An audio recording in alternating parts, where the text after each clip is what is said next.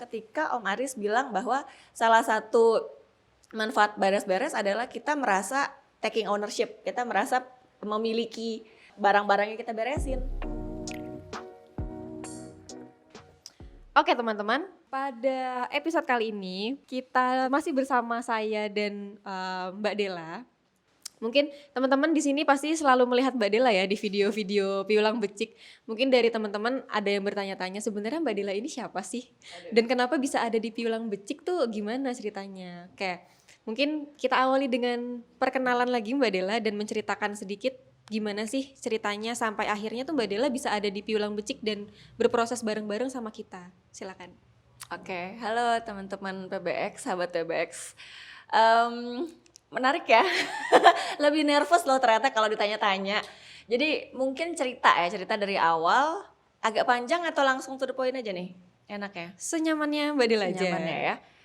Jadi intinya aku sekarang lagi ngambil master sebetulnya tentang manajemen tapi lebih ke spesifik community enterprise. Jadi di JRU ini kan bagian komunitas ya. Jadi bisnis yang memang pengelolaannya dari komunitas. Nah aku tuh penasaran sebetulnya Bel. Aku penasaran kayak apa sih modelnya gitu. Apa yang aku pelajarin kira-kira penerapannya kayak apa sih kalau di sini. Nah dari situ dari JRU. Nah dari JRU terus malah diminta ke sini. Mungkin ngelihat kayaknya cocok nih kalau misalkan ngomongin soal pendidikan, ngomongin soal komunitas dan scope-nya lebih kecil lah. Kalau JRU kan entity gitu ya, maksudnya masuknya ke entity, sementara ini salah satu bagiannya. Jadi ya udah sekarang saya mendarat di sini. Oke, mungkin teman-teman ada yang belum tahu community enterprise itu apa sih secara garis besarnya tuh sebenarnya itu apa? Yang dicari Mbak Della tuh apa? Yang aku cari, wow, pertanyaannya menarik yang aku cari. Jadi yang aku cari sebetulnya melihat ada nggak sih di Indonesia atau di tempat di Indonesia lah ya, pokoknya di daerah yang memang bikin bisnis tapi yang mengelola berarti kan oleh komunitas. Yang mendapat manfaat berarti kan ke komunitas dan bersama komunitas. Jadi dari untuk oleh ya gitulah intinya pengen ngelihat itu sih dan ya tadi bisnis berbasis komunitas makanya community enterprise kan itu yang aku tuh penasaran ini community enterprise belajar di kampus kayak gimana sih prakteknya di lapangan gitu. Oke, jadi nggak cuma bekerjanya aja ya, oke.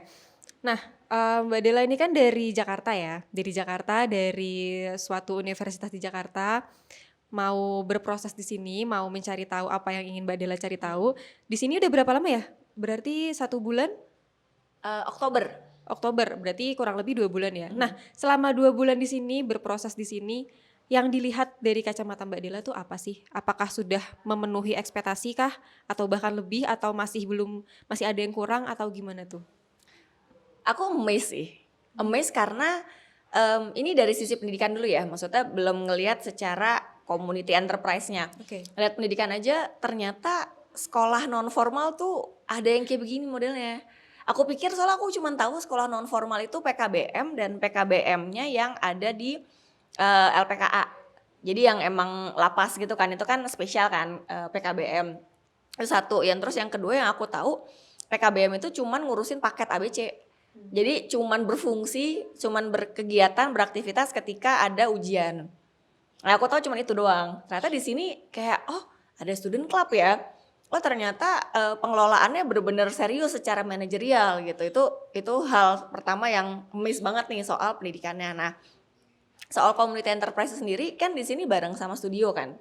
Jadi sebetulnya ngelihat ternyata memang langsung terkoneksi nih pendidikan sama industri itu bukan kayak pendidikan lulus terus ke industri, tapi ngelihat gimana pendidikan dan industri itu jadi satu.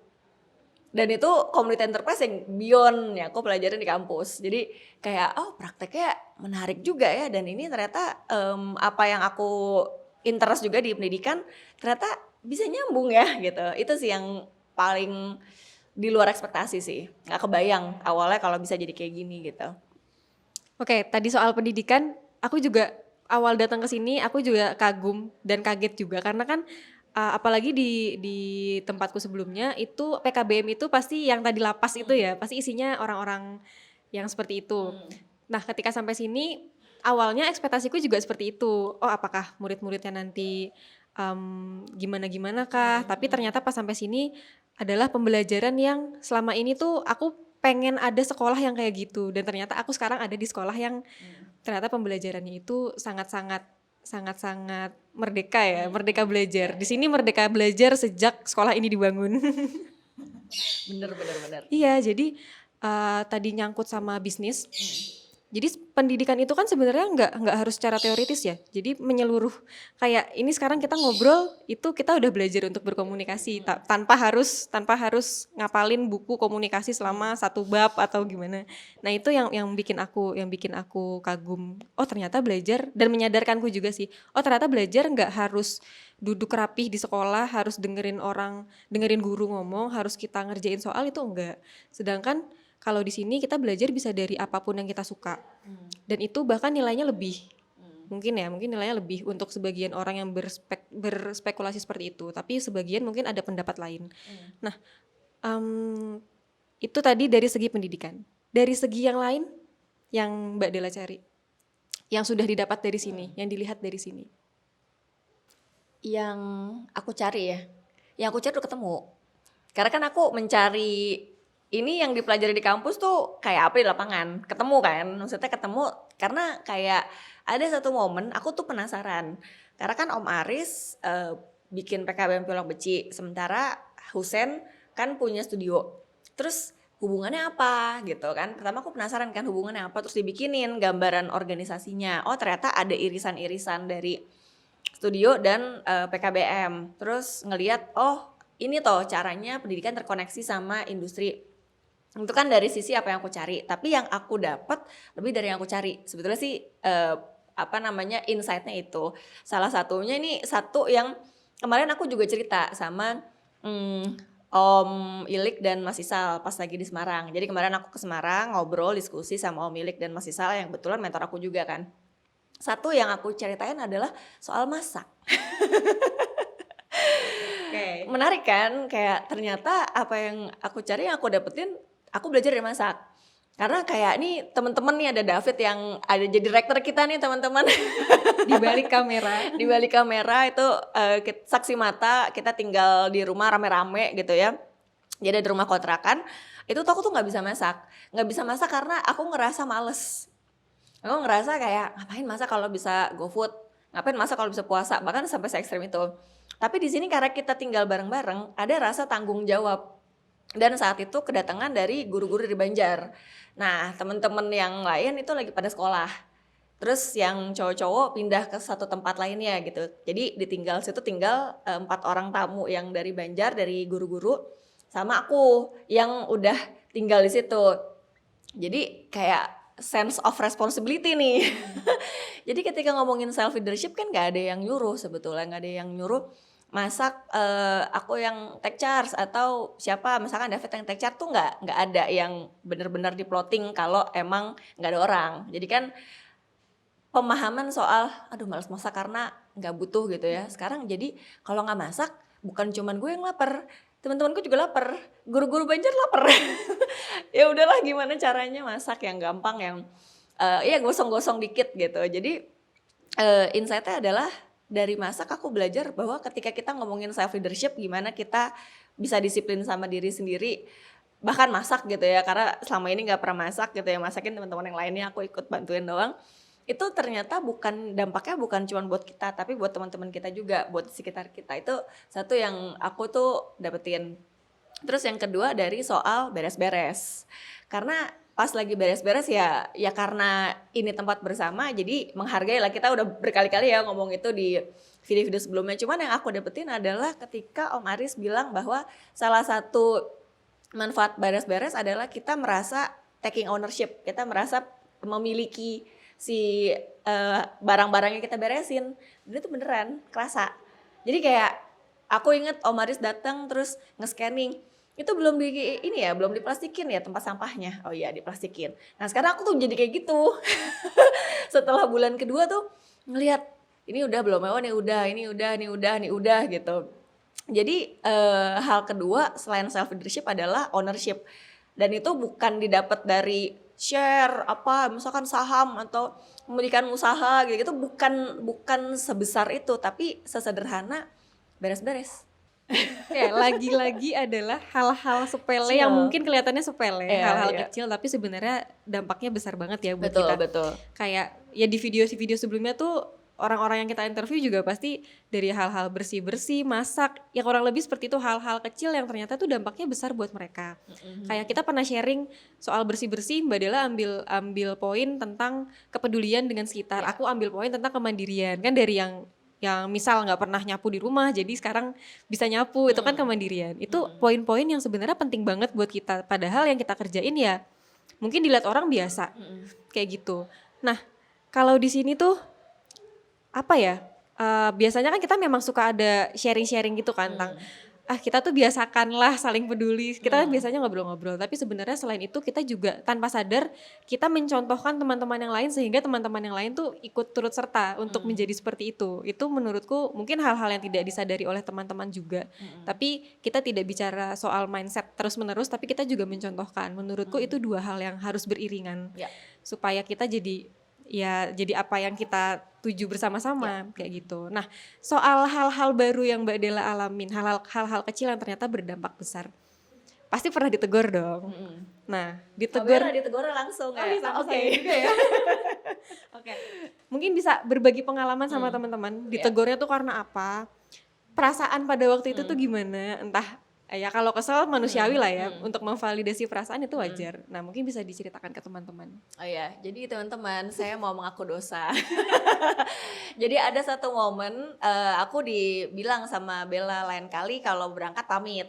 Nah, sebetulnya di hari itu tuh aku udah pamit kan di grup. Terus di sini, jadi anak-anak lagi pada makan pizza nih di sini malam-malam. Terus aku pamit kan, karena di sana nggak ada orang. Jadi kayak aku pamit ya nanti nitip gitu.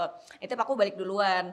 Nah, mungkin oh iya gitu loh, kayak kebayangkan. Oh iya, jadi ya udah aku pulang dengan asumsi. Jadi yang salah adalah asumsi bahwa ini sudah terdistribusi nih pesannya. Ternyata tidak gitu. Jadi Bella masih nanya kan udah pulang loh, belum disampaikan ya atau emang belum terkomunikasikan gitu. Jadi mungkin salahku adalah aku berasumsi harusnya aku masihin juga ke grup gitu. Jadi kayak oh iya ya benar juga ya, karena selama ini biasanya aku nitip aku pulang ya nitip, jadi kan aku udah bolak-balik kan. Nah selama ini ya itu terjadi dan nggak ditegur karena emang beneran nitip dan tersampaikan. Nah mungkin saat itu asumsinya oh ya biasanya tersampaikan, sekarang enggak. Jadi lesson learn-nya adalah cek terus asumsi dan kayak sebetulnya apa ya, aku tuh jadi ngerasa bukan over communication yang bawel gitu, tapi memastikan itu tuh kayak ngecek, kayak double check.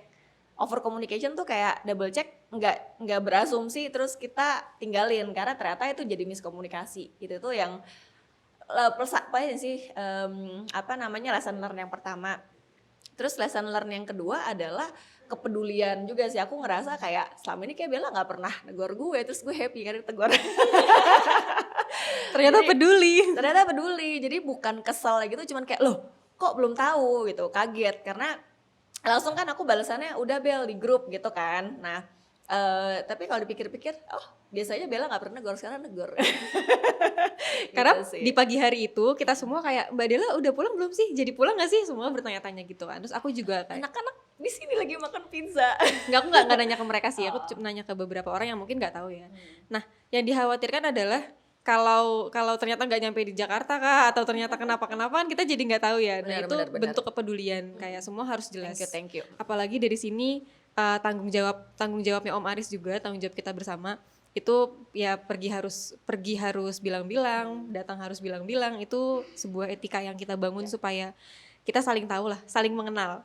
Kan saling mengenal, saling memahami, tolong menolong dan lain sebagainya. Itu poin yang penting. Oke.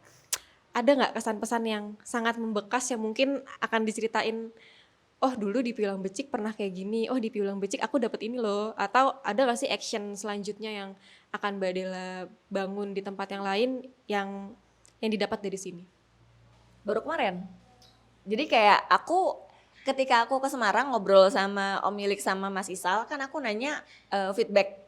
Karena kayak kita tuh kadang-kadang gak bisa cuma ngeliat diri kita sendiri kan. Kita butuh dikasih perspektif dari luar juga. Jadi itu yang kenapa aku pengen ngajakin ngobrol sama mentor-mentorku yang di Semarang kan, Om Milik sama Mas Isal. Nah pas lagi balik ke sini, aku ngajak ngobrol lagi sama Maris kemarin. Maris, aku mau nanya deh. Jadi ketika aku di sini, apa sih yang paling bermanfaat, yang signifikan? Atau aku tuh sebetulnya berguna apa di sini? Apa jangan ada gunanya kan? Kayak gitu kan. Iya sih bener. Terus aku tuh nggak kebayang kalau reaksinya Om Aris bilang benchmarking. Jadi proses kita nih video apa segala macam, kayak David aja cerita baru pertama kali nih ngedit video udah langsung keren gitu kan. Jadi benchmarking salah satunya gimana proses interview, terus akhirnya kita jadi berdua, terus kemarin Hasan sama ada lagi narsumnya gitu kan. Jadi itu tuh jadi benchmarking dan itu legacy. Jadi oh ya, hal-hal kecil kayak yang aku pikir ya udah aku coba aja dilakuin aja, aku juga nggak tahu awal juga kan kayak gimana gitu, tapi ternyata ketika itu dilakuin itu jadi legacy. Jadi little things yang hal-hal kecil yang kita lakuin itu sebetulnya memberi jejak. Jadi legacy tadi itu bener-bener kayak gitu ya. Jadi ada gunanya ya di sini. Ada gunanya Gitu sih. kayak kita interview selama ini kan Mbak Dela yang interview. Nah setelah nanti Mbak Dela akan kembali ke Jakarta, kembali ke tempat asal, nanti kan aku yang akan meneruskan. Itu kan Ya, adalah ilmu-ilmu yang Mbak Dela kasih tentang mungkin tidak disampaikan secara Bel kamu harus begini enggak, tapi aku mencontoh dari cara Mbak Dela berbicara atau Ya. menatap lawan bicara itu. bener. Itu tanpa sadar pasti kita saling belajar satu sama lain. Itu adalah meninggalkan warisan kebaikan Yes. menurutku. Itu kemarin tuh menarik banget topik obrolan bareng sama Milik sama Sisa ngomongin soal 3 jenis guru. Satu, guru ilmu yang memang cuman mengajarkan, terus guru laku yang mengajarkan lewat perilaku, sama guru batin, nah itu diri sendiri gitu, maksudnya gimana kita merefleksikan. Tapi si guru laku ini kan jarang maksudnya ada lah omongan-omongan, tapi lebih sering dia mengajarkan lewat perilaku kan. Nah aku tuh jadi mikir kan ketika kemarin Om Aris bilang iya caranya interview dan segala macam, ini baru pertama kali di sini di YouTube ada interview segala macam, aku tuh mikir kan oh iya ya berarti aku tuh secara nggak langsung guru laku. Jadi hal-hal yang kayak gitu sih yang disadari bahwa ya kita tuh setiap perjalanan kita, setiap apa yang kita lakukan tuh ada yang lihat dan ada yang nyontoh. Mungkin itu baik, mungkin itu buruk, tapi itu selalu jadi reminder bahwa oh iya ya harus ngejaga perilaku karena mungkin ada yang lihat gitu. Oke, ini Mbak Del. Tadi kan kita udah bahas banyak banget ya. Kalau tadi aku tangkap Mbak Dela di sini mau mencari tentang community enterprise. Nah, setelah aku ingat-ingat dan setelah aku waktu profiling tentang apa yang mau kita bicarakan, Mbak Dela ini mau mencari tahu tentang short course MIT. Nah, itu mungkin bisa dijelaskan short course itu apa? Dan apa sih yang dicari itu apa sih? Oke. Jadi sebetulnya aku mau meluruskan ya, sama MIT itu bukan short course kan setahun. Oke. Jadi panjang, long course. Oh, kalau short course tuh kayak Pendek. sebulan 2 bulan. Iya, sebulan 2 bulan. Jadi sebetulnya programnya panjang tapi nggak ada gelarnya. Kan kalau kita S1 gelarnya sarjana, kalau S2 gelarnya master, kalau 3 PhD. Nah kalau aku programnya itu panjang tapi nggak ada gelarnya sama MIT. Nah prosesnya itu ada yang online, ada yang offline, terus nanti graduationnya beneran ke Amerika. Tadi bisa lagi cari-cari ini nih, mahal banget tiketnya. Yang tadi ke Boston. Iya gitu. Jadi sebetulnya itu apa istilahnya tuh non degree program lah, program yang tanpa gelar. Nah programnya ngapain? Sebetulnya kalau ingat nggak sih dulu waktu pertama kita bahas soal teori U yang bentuknya kayak U, teori U. Oh ya, observasi, refleksi, Yes, aksi. Nah, sebetulnya yang menarik adalah si model teori U ini mau coba aku lihat di sini. Karena ketika ngomongin observasi kan aku kan orang Jakarta gitu ya.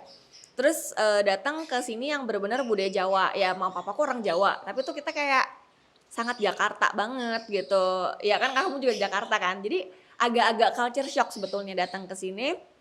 Apalagi kita hidupnya komunal kan di sini, terus tinggal satu rumah bareng-bareng, masak, beres-beres, terus di kamar juga tidur bareng, di sini makannya makan bareng, jadi semua bareng kayak semua bareng di sini gitu. Itu lumayan culture shock. Jadi aku tuh mencoba ngeliat itu, oh ini lagi tahap observasi nih.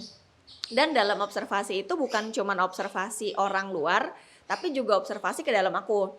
ada nggak sih judgement ada penghakiman yang kayak aduh kok ini begini ini begitu, atau cynicism yang ini nggak mungkin nih gitu, banyak yang skeptis yang sinis gitu, ada nggak sih hal-hal kayak gitu yang terlintas? Ada nggak sih ketakutan yang bikin aku tuh nggak berani melangkah, nggak berani nyoba, nggak berani maju? Nah, proses-proses observasi itu tadi keluar dan ke dalam itu direfleksikan. Nah, bentuk-bentuk refleksinya nanti jadi prototype. Prototype tuh kayak mini karya kecil-kecilan yang nggak skalanya nggak skala besar yang mau dipresentasikan di sana. Buat kelulusannya tuh wajib ada itu. Jadi pengalaman proses observasi, refleksi, dan bikin sesuatu yang nanti akhirnya dipresentasikan di sana itu yang mau aku bikin konteksnya di sini. Jadi kurang lebih itu nyambung semuanya dari kampus yang belajar tentang community enterprise, terus aku belajar teori itu, dan konteksnya di sini jadi line semua bisa sampai ke sana gitu sih. Nah, apakah tadi short course tadi kan ada nyambungnya sama Piulang Becik ya? Tapi nilai-nilainya itu tetap samakah dengan apa yang Mbak Dela pelajari sebelumnya? Tapi ternyata setelah ada di sini tuh short course teori U-nya itu tuh apa yang berbeda di sini? Sebetulnya nih nilai kayak angka 9 gitu, angka 7, terus ada remedialnya gitu, atau nilai Value-nya? Oh, value. Ini nih salah satu yang gimana ngejelasinnya ya. Aku tuh takjub karena ternyata apa yang diajarin di MIT gitu kan. MIT kan emang sekolah bergengsi, susah banget masuknya di Amerika, global, mindsetnya global dan segala macem. Ketika ngomongin nilai, sama nilainya sampai di sini. Nilai-nilai kearifan lokal, nilai-nilai empati, nilai-nilai gotong royong, kolaborasi gitu-gitu tuh sama. Mungkin bisa dijelasin dulu ke teman-teman MIT itu apa? Oh, MIT itu kampus. Aku nggak tahu sejarahnya ya, aduh mohon maaf ya. Tapi kurang lebih itu salah satu top university di dunia. Di dunia itu salah satunya MIT, dan di Amerika juga salah satu yang top university. Jadi masuk ke sananya tuh emang susah banget kalau mau ngambil degree.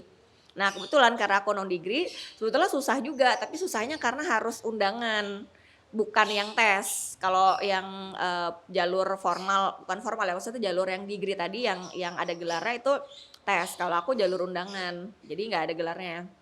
Nah, ya kampus lah, itu ada kampus di Amerika, dan salah satu profesornya ini yang ngajarin si teori U tadi. Dan dia bawa si teori U ini kerjasama sama Indonesia gitu. Jadi undangannya orang-orang Indonesia, terus sekarang udah mulai bergerak ke Asia Pasifik. Jadi negara-negara di sekitar lah, bukan cuma di Indonesia doang gitu. Tapi MIT sendiri kampus bergengsi di Amerika, dan itu salah satu bergengsi di dunia gitu. Oke Mbak Del, aku mau tahu nih tentang kan MIT pasti punya value-value-nya kan. Nah sekarang ada di Piulang Becik, value apa sih yang didapat dari Piulang Becik, atau di MIT sebelumnya udah punya bekal value-value tentang value, terus pas nyampe sini oh ternyata sama aja, atau ada penambahan, atau oh ada sebenarnya sama tapi ada bedanya, bisa dijelaskan atau bisa berbagi? Kalau ngomongin value nilai mungkin sama, cuman istilahnya aja yang beda. Misalnya nih, kita kan suka ngomongin gotong royong, kebersamaan. Mereka biasanya ngomong co-creation atau collaboration. Itu kan sebetulnya value sama, tapi istilahnya aja yang beda. Atau mereka open mind, open heart, open will. Kalau di sini ya sebetulnya menjadi rendah hati, terbuka, di mana bumi dipijak, di situ langit dijunjung. Jadi wisdom lokalnya kan lebih ke sana kan arahnya kan. Atau misalnya ngomongin soal self reflection, evaluation, hal-hal yang kayak gitu kan termsnya mereka istilahnya kan kayak gitu. Sebenarnya kalau di sini kan kita introspeksi, muhasabah ya apa istilahnya. Jadi sama aja gitu ternyata secara value. Cuman aku tuh jadi ngelihat kita tuh nggak perlu terlalu, maksudnya gini, MIT bagus, ya iyalah ini sekolah Ivy League gitu ya, emang sekolah bergengsi di luar negeri bahkan di dunia. Tapi kita nggak kalah hebat kok. Mereka hebat, kita nggak kalah hebat gitu. Jadi itu yang aku rasain, karena kalau misalkan aku cuman ada di sini tuh maksudnya di Indonesia ya, aku nggak nggak membuka diri sama pengetahuan-pengetahuan atau pengalaman-pengalaman dari luar itu tuh aku tuh nggak tahu kalau kita tuh harusnya bangga juga sama diri kita, nggak yang apa-apa tuh harus bahasa Inggris harus apa, tapi sebetulnya ada hal-hal yang apa ya, ya itu yang aku tuh juga nggak nyesel belajar sama MIT karena kalau aku nggak kesana aku nggak tahu kalau kebanggaannya bisa berkali-kali lipat gara-gara belajar sama mereka yang ternyata sama kayak kita gitu. Oke, jadi sedikit meluruskan ini bukan membanding-bandingkan ya, No no no no. tapi apa yang Mbak Dela alami di sana dan apa yang Mbak Dela alami di sini itu kan sama-sama menebarkan kebaikan ya, sama-sama mengajarkan Yes. kebaikan. Beci. Pengalamanlah yang membuat kita selalu bertumbuh sama kebaikan. Nah, kalau kita tadi bicara soal value, ini pertama kalinya kah berproses di sekolah non formal? Ya. Oh, aku pernah di tapi nggak sekolah non formal ya. Jadi kayak kita volunteer lah di LPKA di daerah Tangerang pernah. Cuman nggak yang bener-bener di electivity, jadi kayak program aja ke sana. Nah, selama di Piulang Becik ini, insight apa sih yang paling menonjol, yang paling didapat dari Mbak Dela? Sama Mbak Dela tuh apa sih insight yang paling dapat? Insight, mungkin karena non formal ya. Jadi ya kalau sekarang kan slogannya Kementerian Pendidikan kan Merdeka Belajar gitu ya. Tapi zaman aku sekolah nggak ada tuh Merdeka Belajar gitu di formal. Aku ya zamanku. Sekarang mungkin beda gitu. Tapi non formalnya ternyata kerasa banget. Merdeka Belajar. Dan ya karena sekarang aku bukan cuma belajar tapi kerja gitu. Maksudnya kayak umur-umur kita kan umur kerja ya. Jadi merdeka bekerja juga. Dan ya karena ya di sini pendidikan pasti ada yang ngajar dong. Jadi merdeka mengajar juga. Jadi mereka belajar, merdeka bekerja, mereka mengajar. Dan itu aku ngeliat banget sih soal merdeka belajar ini ya. Gimana itu tuh bukan cuman slogan yang ternyata kementerian punya slogan terus di sini mencari nih gimana caranya mengimplementasikan si slogannya, tapi dibalik justru kayak slogan itu udah jadi DNA-nya non formal, udah jadi DNA-nya PKBM Piulang Beci gitu. Jadi kayak ngelihat Haidar gitu ya atau ngelihat Izan itu kan benar-benar merdeka belajar, mau belajar apa 3D ya udah belajar 3D gitu. Jadi misalkan mau ngegame ya belajar ngegame kan, jadi benar-benar merdeka belajar. Dan merdeka bekerja tuh aku ngelihatnya anak-anak SMK di sini kan ada SMK yang lagi project based learning, ada yang lagi magang gitu. Dan aku tuh ngelihatnya mereka tuh nggak dipaksa loh buat live in di sini, buat tinggal terus buat begadang sampai malam tuh nggak dipaksa. Tapi mereka mau sendiri karena ternyata kalau aku coba nanya-nanya pengen apa sih, pengen bikin studio gitu. Jadi kalau mereka udah punya tujuan bekerja tuh jadi rasanya merdeka. Jadi merdeka bekerja, nggak ada yang nyuruh tapi ada motivasi internal. Dan mereka mengajar ya di sini ya kamu juga ngajar kan ya.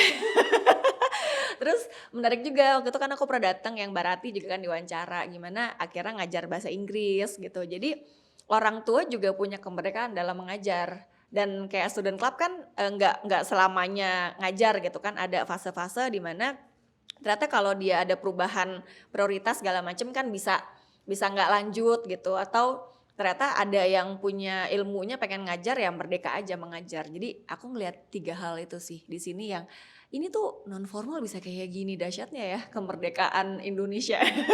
Kayak gitu. Kemerdekaan belajar. Oke. Kalau memang di Piulang Becik ini kan tempat berkumpulnya orang-orang belajar dan mengajar ya. Bahkan satu orang aja tuh bisa berperan banyak. Misal aku ketika sama Om Aris, oh aku jadi murid. Ketika aku sama anak-anak Piulang Becik, oh aku jadi guru. Itu jadi kita bisa mengambil peran yang banyak, kita bisa membentuk ekosistem yang oh ternyata murid tuh nggak selamanya jadi murid, dia bisa jadi guru. Bahkan ketika aku mengajar, aku banyak mendapatkan ilmu-ilmu dari anak-anak Piulang Becik yang aku ajarin, entah dari cara mereka memahami satu sama lain, dari cara mereka ide-ide mereka yang lucu-lucu dan ternyata kepake. Itu ekosistem yang dibangun di sini tuh yang menurut aku oh orang tua ternyata bisa jadi guru, orang tua ternyata bisa jadi murid, murid ternyata bisa jadi guru juga, terus staff PBX di sini juga bisa jadi murid, bisa jadi guru. Itu yang di sini bikin aku wow. Ya itu kan kalau di komunitas tuh bolak-balik istilahnya adalah kecerdasan ruang ya, membedakan ruang-ruang yang ada. Kalau aku tuh ngelihatnya merdeka berperan jadinya.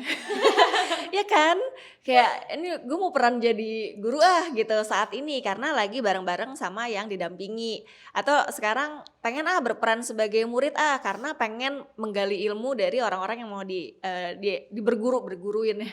Apa yang pengen kita dapat ilmunya gitu-gitu kan. Jadi kayak oh ya nih selain kecerdasan ruang, soalnya kemerdekaan berperan juga sih. Mungkin kecerdasan peran kali ya. Kecerdasan peran boleh lah. Kecerdasan peran itu ya ketika kita masuk ke sini, oh jadi guru. Ketika masuk ke sini, oh oke, kita kosongin gelasnya, kita jadi murid. Kalau kita lagi jadi guru, kita isi gelas orang lain, kayak gitu sih. Oke, menarik. Yang mau aku tahu dari Mbak Dela lagi adalah, Mbak Dela ini kan dari Jakarta ya. Dari pasti lingkungannya sangat beda di sini. Ya aku juga ngerasain karena aku dari Jakarta.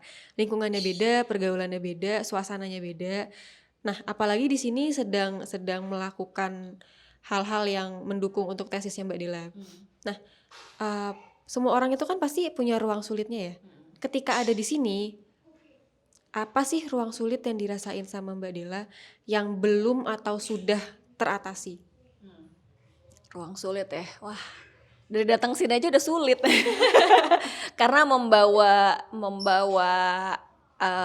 program-program kan, maksudnya aku nggak bener-bener 100% datang ke sini, tapi aku bawa master aku sama yang di MIT kan, program MIT. Jadi itu aja tuh udah sulit sebetulnya.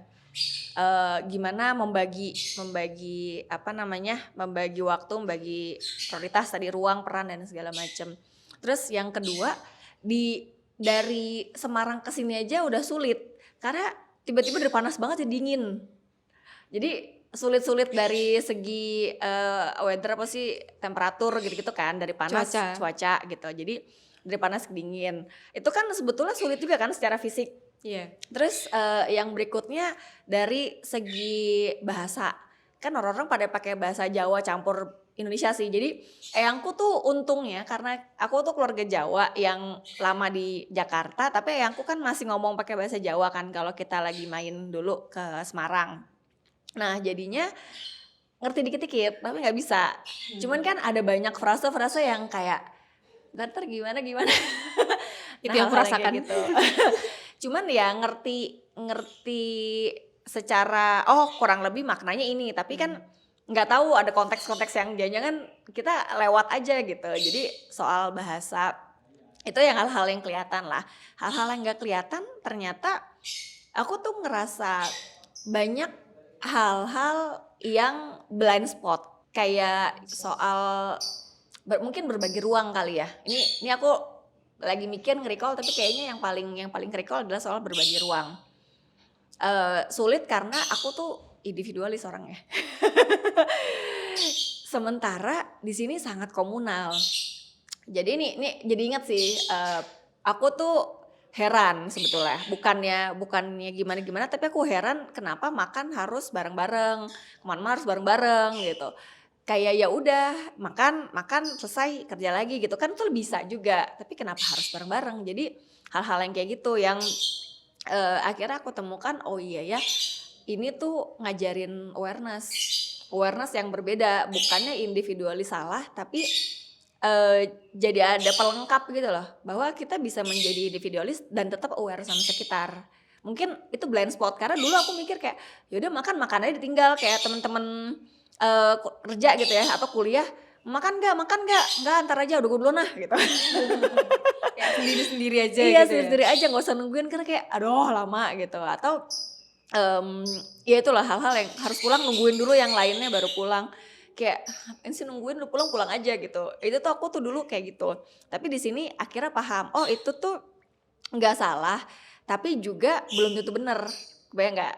Jadi kayak tadi bukan sedang membandingkan, tapi kayak ngelihat satu insight yang akhirnya apa sih common groundnya, apa sih yang aku bisa melihat perspektif bukan cuma dari sini tapi dari sini juga. Kayak gitu sih untuk melengkapi perspektifku bahwa individualis itu harus juga aware sama sekitar. Itu salah satunya sih yang kayak ruang sulit itu. Dari individual ke komunal ya. Komunal, jadi bener-bener pulang ke rumah beneran yang sendiri, kemana-mana sendiri, ngapa-ngapain sendiri, walaupun punya pacar sendiri gitu kan.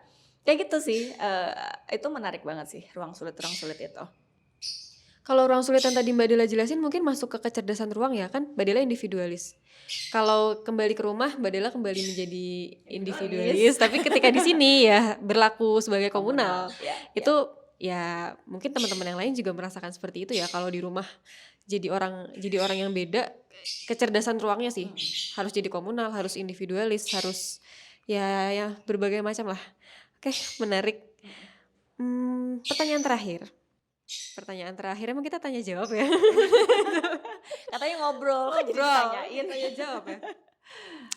Setelah tadi kita bahas short course MIT, bahas community enterprise. Setelah kedua hal itu sudah terpenuhi, sudah tercapai, selanjutnya Mbak Dela akan ngapain sih? Selanjutnya kita boleh dikerucutkan. Selanjutnya tuh karena aku ngapain? akhir bulan ini, akhir tahun aku pulang kan. Nah, tapi masih ada beberapa hal yang aku masih harus nyari data, masih harus bikin sesuatu untuk aku presentasiin di MIT gitu kan. Jadi setelah dari sini tuh definisinya yang mana? Setelah penelitian ini selesai, Oke, apa yang akan riset ya. dilakukan?